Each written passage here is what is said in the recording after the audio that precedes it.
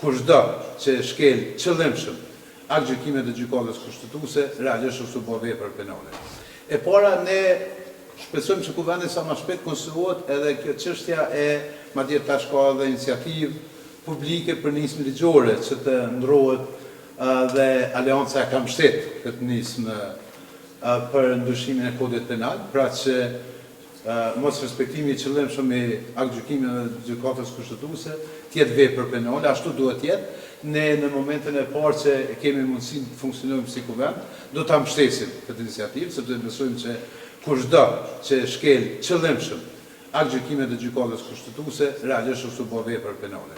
S'dyti, sa i përket emrit apo emrave që diskutohen, ne mbetemi në të njëjtën, sepse jemi në përmbajtje e jo në dukje apo në emër.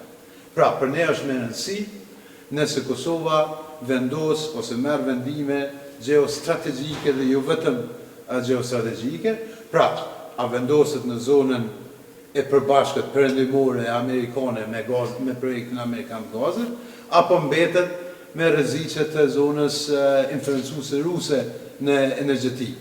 Pra, kjo është për te emrave. Prandaj Aleanca e ka qartësinë më të madhe. As zgjezuam për vete, nuk duam asnjë post dhe asnjë lloj marrëveshje partijake, pra për poste apo për qeveri, duam që Kosova të jetë në rrugë drejtë.